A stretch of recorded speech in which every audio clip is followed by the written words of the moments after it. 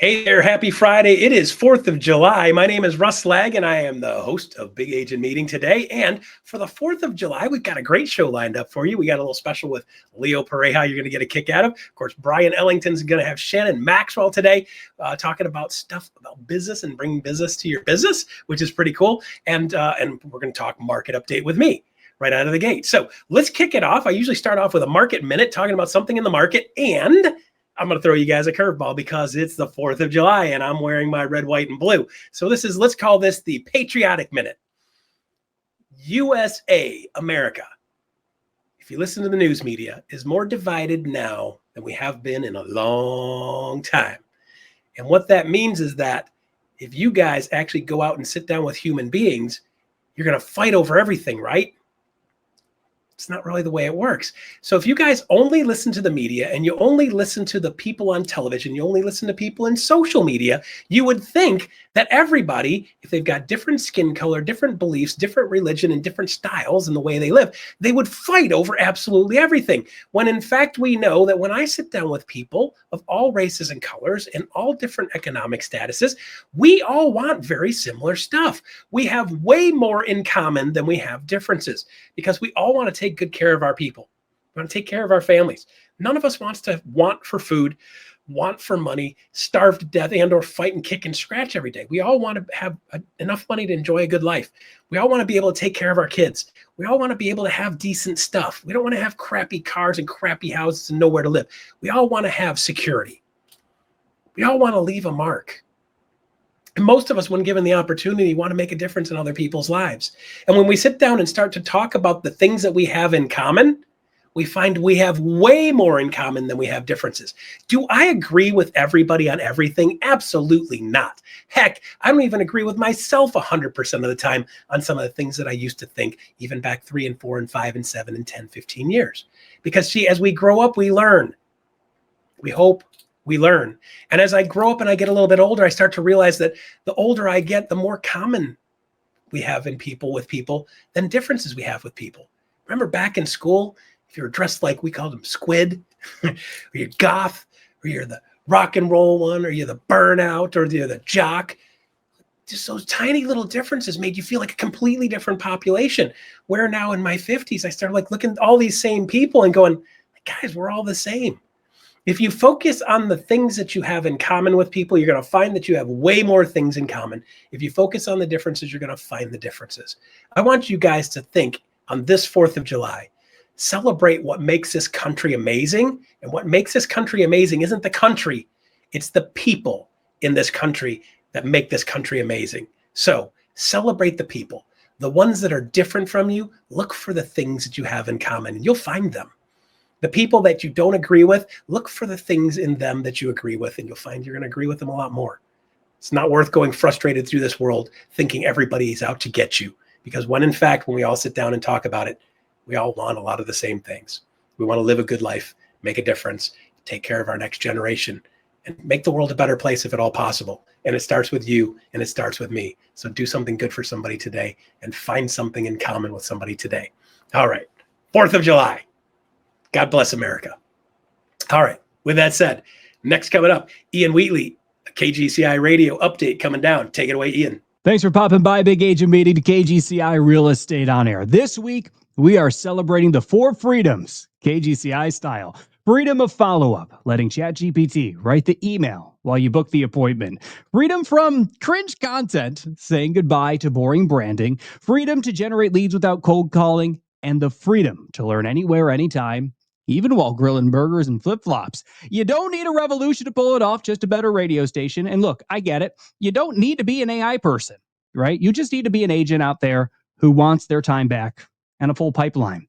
Because too many agents are stuck thinking that ChatGPT is just for clever listing copy or some social captions. Because the truth is, the real power of ChatGPT is in its ability to help you automate follow-up, build systems, and actually win business. That's why this week on Real Estate On Air Live, I had a conversation with Kathy Burns, who shows all of us exactly how she's using AI in everyday conversations with no coding, no prompts, and no panic. And that kicks off today's Friday Focus immediately following the Big Agent Meeting, all about how agents are using ChatGPT and AI to actually win business. It's bite-sized strategies, real examples, and zero tech snobbery, with insights from Carrie Sove, Phil Stringer, and the whole slew of our AI Mount Rushmore that you hear streaming 24/7, 365 on KGCI Real Estate On Air. So catch it your way on that always free KGCI Real Estate On Air mobile app. Makes it super easy this holiday weekend. Always streaming 24/7, 365 at realestateonair.fm or anywhere you listen to podcasts, including Apple and Spotify.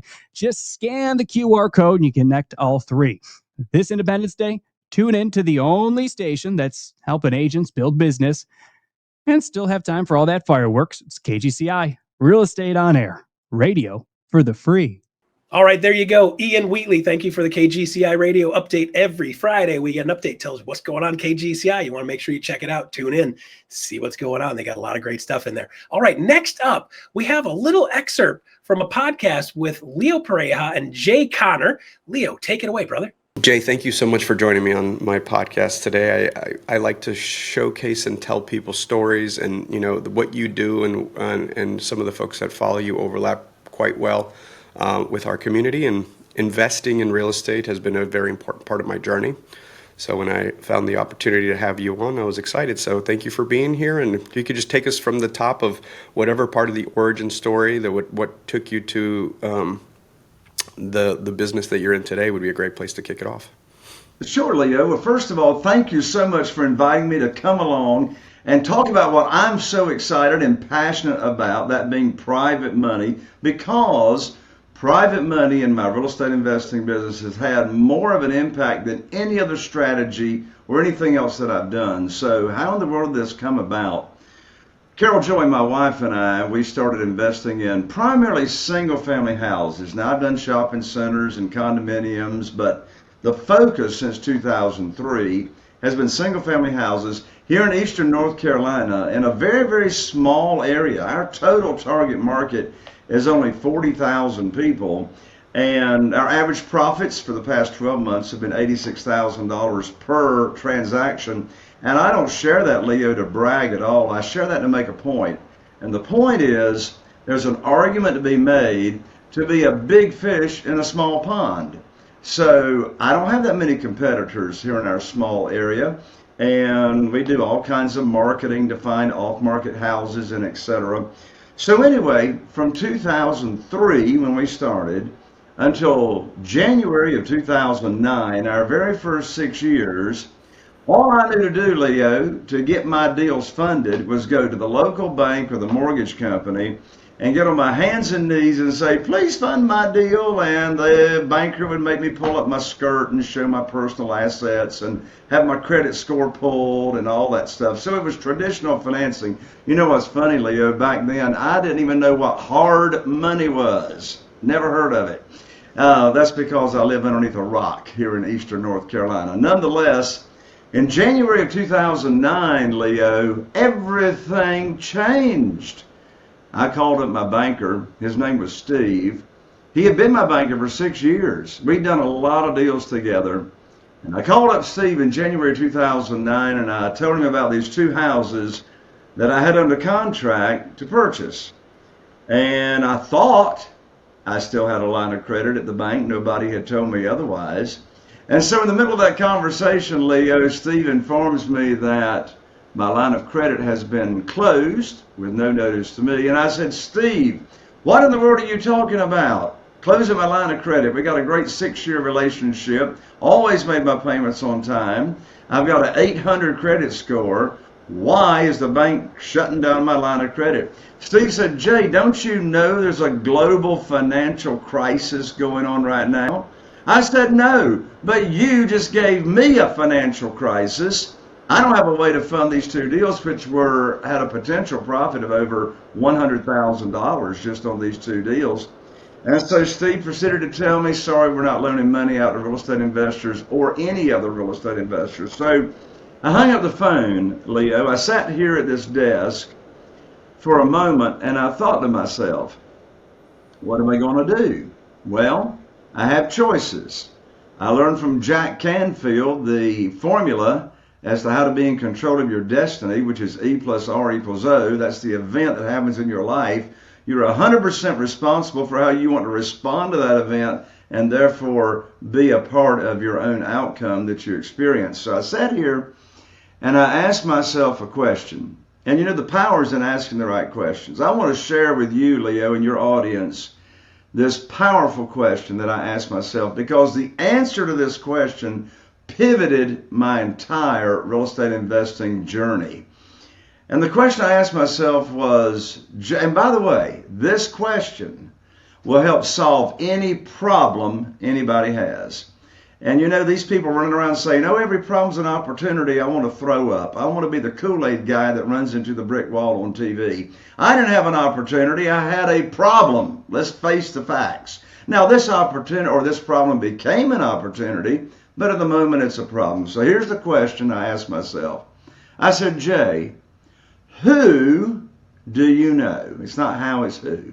Who do you know that can help fix your problem? And that question will help fix any problem. Health, finances, career, relationships, it doesn't matter. And you know what's interesting, Leo? When I asked myself that question, I immediately thought of a dear friend of ours, Jeff Blankenship. He lived in Greensboro, North Carolina at the time, and he was investing in single-family houses. So I said, hey, I bet Jeff can help me. I called up Jeff and I told him what had just happened with me and my banker over the telephone. And Jeff said, well, welcome to the club, Jay. I said, well, what club is that? I'm not sure I want to be a member. He said, well, my bank just shut me down last week. I said, well, Jeff, how are you going to fund your single family house deals? He said, well, have you ever heard of private money? I said, no, what's that? He said, well, have you ever heard of self-directed IRAs and how individuals can move retirement funds over to a self-directed IRA company, and the interest that us real estate investors pay them is either tax-free or tax-deferred? I said, Jeff, I don't have a clue what in the world you're talking about. What's private money? He said, well, there's this gentleman down in Jacksonville, Florida, by the name of Ron LeGrand. And Jeff says, Ron LeGrand can teach us about private money. I said, well, what is it? Jeff said, I don't know, but Ron says we can get a whole lot of it very, very quickly. I said, great. So, Leo, that was my very first real estate investing seminar that I went to in February 2009. I have been doing this business for 6 years, just leveraging my experience off of being in the mobile home and manufactured housing business after that industry went to pot. And so I went to Ron LeGrand's seminar. I learned about private money. And I only had $1 million line of credit, which is nothing at the local bank. I was able to attract over $2 million in less than 90 days of new funding from private lenders, individuals. All right, there you go. Leo Pareja, Jay Connor. If you guys want to see the rest of this session, this podcast with Leo and Jay, check it out on YouTube, EXP's YouTube channel. Jump on there, type in Leo Pareja, Jay Connor on the EXP YouTube channel, and just check out the rest of that podcast. It's got a lot more good stuff where that came from, so make sure you jump on there and check it out. All right, next up, we have the one and only, by the way, one of my favorite people at EXP University. Check this out, Alyssa Specht with a university spotlight. Take it away, Alyssa. What's up, friends? Alyssa Specht here with eXp University, and I am fired up to tell you what is happening this next week in training, because it's going to be absolutely fire. So if you are looking to grow, if you are looking to sharpen your skills and actually walk away with some real strategies that you can use in your business today, then buckle up, because these sessions are absolutely stacked. So let's get into it, and we'll start with Monday. So Monday, we have our Level Up series with Ramon Casaus. And this is actually part 3 of a creative financing series. And let me just say, if creative financing is something that you kind of understand, but not enough to use confidently, this is your moment. Creative financing, that's your competitive advantage. All right, so then that's Monday. Then we're going to go on over to Wednesday, where we have got winning clients with the amazing Shannon Maxwell. Now, this one's all about turning great service into a magnet for clients. So she's talking about negotiation power. She's talking about a client-first strategy that helps you win even in tough markets. So if you want repeat business, if you want referrals, this is the one to watch. All right, then we're going to hop on over to Thursday where we have Executive Masterclass. This is such a good one. So this is where EXP's top leaders, they drop the strategies that are working right now. It's not just theory, it is real-time trends, tools, and action steps that you can apply immediately. All right, then we hop on over to Friday. Now, Friday, we kick it off like we always do with the big agent meeting. But you guys, Holly Mabry. Let me just say that. We've got Holly Mabry joining us. It's going to be an amazing session. She's our SVP of Broker Jobs, and we're going to be hanging out next week at the big agent meeting. So I want to see you here. And then lastly, on Friday, we're saving a good one for the last. It is going to be the Lab podcast. And we have got the amazing Robin Mann. So yes, she is the SOI queen herself. She's back in the lab, and she's going to be walking you through how to build a thriving business from the people that you already know, and how to create a system that actually converts your database into closings. So you do not want to miss that one, trust me. All right, my friends, don't forget, you can find the links, all those upcoming sessions, and a whole lot more at expuniversity.com. All right, fam. Thanks for having me. All right, there you go. Alyssa Speck. Oh, again, one of my favorite people in EXP University. I love it every time I see her. She's always got a big smile, and she's living a pretty cool life right now. I've been watching her take some trips out west. It's been fun to watch her do that. So congratulations to that, Alyssa, and it's always great to do business with you and be around you. All right, next up, we have the one and only Brian Ellington, CLO of EXP, talking with Shannon Maxwell, talking about taking your business to the next level. Take it away, Brian. Maybe take me back to the beginning, because Shannon Maxwell today was probably not Shannon Maxwell back then in terms of both scale and also technique and strategy. So before we go there, though, today, remind me how much, and sorry for asking a dirty question, but how much business did we do last year? So I did about 67 transactions, which in my market equals around 30 million in real estate deals. So that's amazing. Congratulations. Thank you. What percentage of that business would you say is generated through Facebook or social media in general? So the last quarter, really most of my business was from there. So I've built this, I've kind of stepped back when the market started to go down a little bit. And I was like, hey, you know what?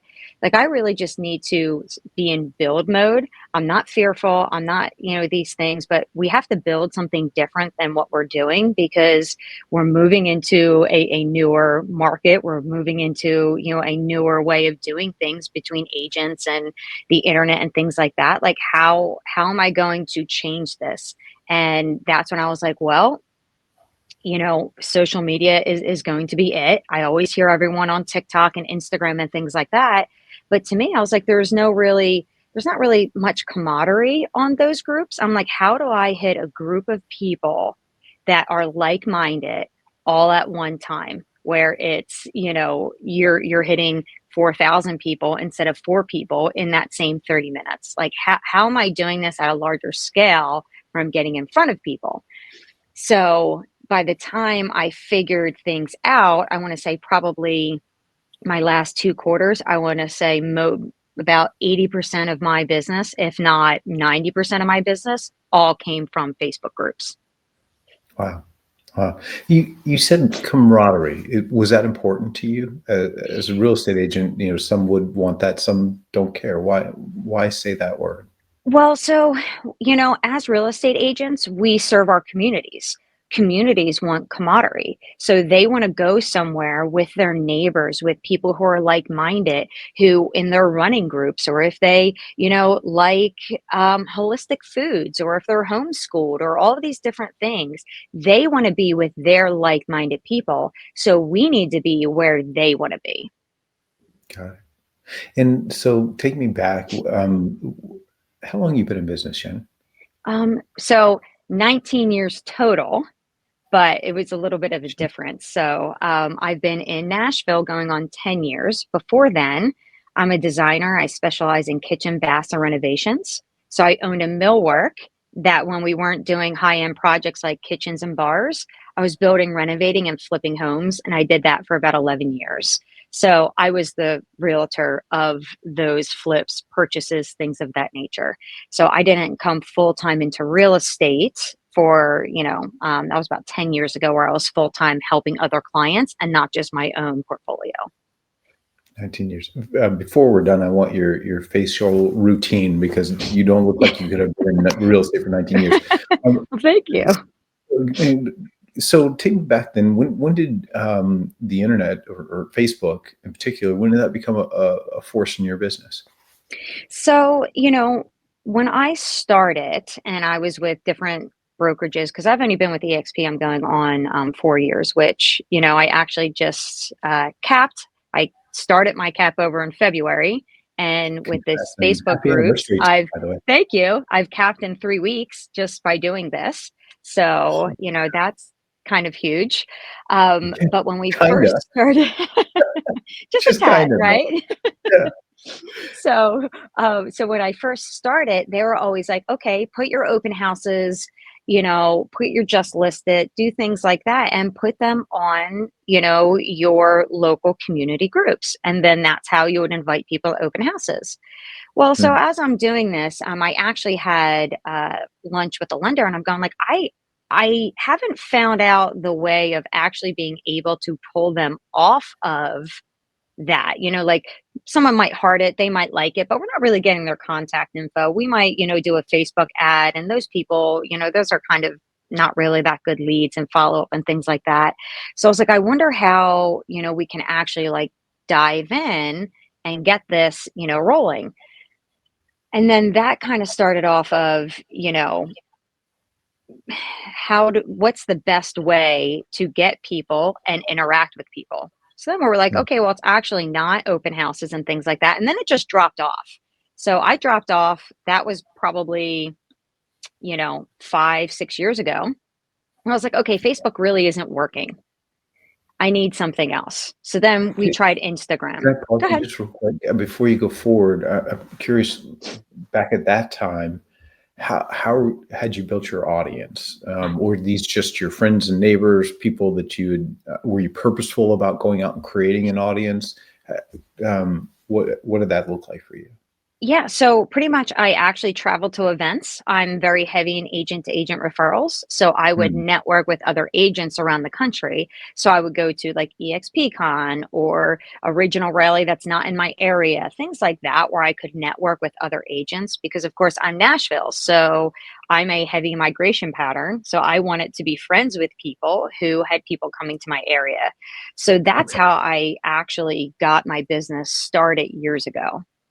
Okay, so it sounds like 2019 timeframe ish. Mm-hmm. You were out there kind of pounding the circuit of events and all of that, meeting people and then friending them on Facebook. And so you were putting houses up to kind of show them that you're or open houses, show them that you're an active realtor and get their referrals that way.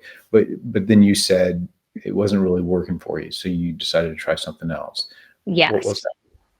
So I actually decided to try a different platform. So I then tried Instagram, and then, I was like, okay, maybe we can try text scripts, we can try events and things like that. And ultimately some things would happen, but I didn't have the execution afterwards. So like I would do it, and then I didn't have that follow-up plan, which I feel like a lot of agents have. They get things so far, and then they're like, oh, well, I have to follow up with this person 12 times or 18 times, and then you get discouraged. Well, when you do online things, it's even more. It's like, 25, 30 touches before they respond to you. So eventually I would just drop off, and I'm like, okay, this isn't working. I'm not really getting what I want. I'm just going to stick to what I'm good at, which is networking to agent referrals. That worked pretty well for a while. And then, I'm still very heavy into that, but I'm like, okay, well, that's only one pillar of my business. So now I need other pillars of my business. So as agent to agent referrals is working well, I have to build something else that, let's just say, if agent to agent referrals just happen to disappear, I'm not crushing my business, because I'm a business. I'm not just an agent. So I have to create income from other things other than agent to agent and my sphere. So I was like, okay, so what would be that next newly generated thing that I can do? So then I started, going around TikTok and, trying these things. And it was very hard because it was very one-on-one conversations, and it was very hard to get someone to respond to you. And I was like, what can I do that will have someone interact with something in a grand audience where I can keep someone's back down where they don't think it's salesy. Okay. And then that's when I started with the polls and the Facebook groups. And then when I create the poll, someone just is like, oh, well, this is easy. I'm just going to click on this. I'm not commenting. I'm not doing anything like this. But now they're actually engaging with my posts. So I'm getting engagement. So now I would do different things like, who's the best electrician in the area? Add your vote. And then people would add their sections and then they would vote for them. Well, now I actually have a buyer's guide of someone moving into that area that has the best electrician, best steakhouse, all of these different things that are from your peers, not from Shannon Maxwell. Your peers of this area say, these are the best people that you need to contact. Wow. So that's how I started the engagement. And you said you're doing it in groups. What groups are you joining? What groups are you starting? So I actually started these groups. I started all kinds of groups. So the ones that make me probably the best amount of money are actually the buy, sell, trade groups. So it'll be like Nashville buy, sell, trade. The best thing about that is I don't have to put any content in there. People from the area are coming, posting their own things, which is putting the content in, which is causing the algorithm to get in front of other people. So they're just coming to exchange items online, and I'm just having them grow. And these are actually people in the area, not other agents, not things like that. Do I allow other agents to come and post in my group? I do. I'm happy to have anyone else post, because realistically, my groups, no one cares about me. My picture's not on the back of that post. They're coming to get their items. They could care less who's on the back. They could care less what agent runs anything like that. That's nothing to me. I just want to run a group in the area for everybody else. Okay. So that's what I started. So pick a group that's been successful at creating business, and take me through from like start to finish, because I've never created a group on Facebook. I don't know how to do it. So what's the group? How did you start it? How did you get people to join it or to see it out in the world? And then take me through the process of taking that interaction, whatever that might be online, and then converting it into a viable client for you. So pretty much when you start the Facebook group, you have to really think about what area you want. So I have a county one for here for me. So I have Williamson County, Tennessee, and then it says Brentwood, Franklin, Spring Hill, etc. Okay. Because now really what you want keywords, right? You want someone that if they're looking for a search, if they're looking for a group, what name is going to pop up? So something like that. So that would be one of the county pages I have. Now to grow that, I would start 20 actual posts, which realistically, like if you go into ChatGPT and say, what's going on in Williamson County in this month, and they'll populate everything for you. I'm like, okay, here's the link, here's this. So I'll do 20 posts because no one wants to log on to something that isn't there. I invite every single person on my friends list. It doesn't matter if you're in the area, if you're not in your California, I'm inviting you because ultimately I'm using you as a body, to get the numbers up. So, not everyone will accept the request that's in there, but usually a third will accept. But what I'll do is I'll go to a small business and I'll say, hey, the banner on the back of the Facebook group, I will give you free advertising on that for 30 days, but you have to invite every person on your friend list. And then because I'm an admin, I can see exactly who they invite. So now I'm going like, oh, well, now I'm going to friend request these people if they agree or not to come into the group. So now I'm friend requesting these people that are in the area that I didn't know previously. they're getting put on a spreadsheet. So I know that if they don't accept, I'm going to re-invite them until, they actually accept into the group. And then I will do that with small businesses to grow for probably about like 6 months. I realize you have a team of people now Mm-hmm. helping you with this. Yes. When did that come about, and how much of your time was spent doing this? Because it's to the naive ear that doesn't understand how to do this, that sounds time intensive. So it is, but it's just like lead generation, right? Like if you're going to lead gen for 3 hours a day, you just pick what that is. Are you door knocking? Are you cold calling? Are you hosting open houses? I chose to do it online. So I chose to do my prospecting this way. Now at this point, I have 6 virtual assistants and a director of ops on my team that, do a lot of this. And I don't really much do it anymore other than, hey, it's broken. How do we fix it? Or how do we do it better? Or these things. Like I've kind of taught everybody how to do it. I've actually created a VA bot on ChatGPT that pretty much says that, if this person says, oh, I'm going to die in this house, like they don't know what to say. So they'll copy that and they'll put that in the bot. And then the bot will come out with a script that I would say to them. And then anytime there's any type of thing where like they're asking specifically about real estate, that's when we get tapped in. Because of course, we have compliance things that only agents can talk about real estate themselves, but they can get on a calendar to speak to anybody and my VA will make sure that all that happens. But if they start asking specifically about their home and values and that nature, Rhiannon or I will get a message saying, hey, can you jump on this chat right now? And then I'll jump in on the chat. Even though everything's in my account, we just want to make sure compliance reasons, we're making sure that we're the ones speaking about money. Gotcha. It's brilliant. I'm speechless. That's amazing. Cool. Anything else you think I should know about how you work agent-to-agent referrals via Facebook? So I think the biggest thing is actually interview the agents because you're trusting them. So don't just jump after the first one that calls you because you can be like, oh, I need this agent and 15 people call you. That doesn't mean 15 people don't, they're not going to align with how you do business. And I'm not saying someone who's, newer or, or on a team or has all of these things, like speak to them and see who you align with. It doesn't matter, if someone sold 30 deals and someone sold, 3 deals, that person who sold 3 deals might have more time for my client than say someone who sold 30 deals. So that necessarily doesn't, resonate with me any different way. I just want to speak to them and see how they are with that client, because how they are with me, I'm technically their client. So how are they going to treat me? And if they're treating me a certain way, level of respect and things of that nature, I know they're going to take care of my client.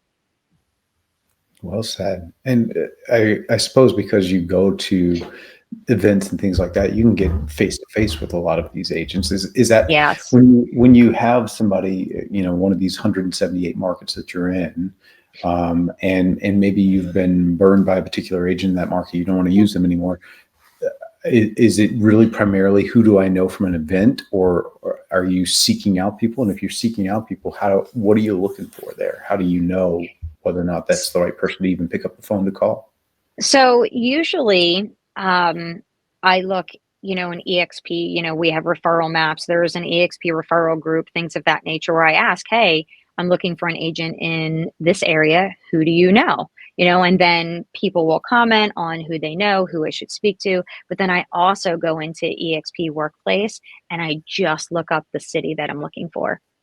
And I see everybody who is in that area. And then I just call them. And I'd be like, hey, I saw you on Workplace. Tell me a little bit about your business. Got it. And I suppose it helps to be part of a great rev share org like you are, and yes. be able to leverage that as well. That's so smart, Shannon. All right, there you go, Brian. Great interview with Shannon Maxwell talking about social media and what you should be doing and not doing with social media to take it to the next level. Guys, I'm actually starting to double down on some of the social media stuff myself. I got a new program I'm going to be launching on the 20th this month, taking social media to the next level. So take some of those tips, put them in your business, take your business to the next level. Social media is still a strong thing out there if you do it right and add value with social. All right, so there you go. There's a show for the 4th of July. Got some fireworks in that show for you guys. If you guys could, hit this QR code. Let us know how we did. Give us our NPS rating score on a scale of 1 to 10. If you did a good job and you got something and you can put it in your business this week, give us a good rating. Let us know how we did. And, of course, always feel free to leave a comment to let us know that we're doing the right thing, going the right direction for you guys. All right, that's all for our show today. I will see you guys next week. Have a good 4th of July.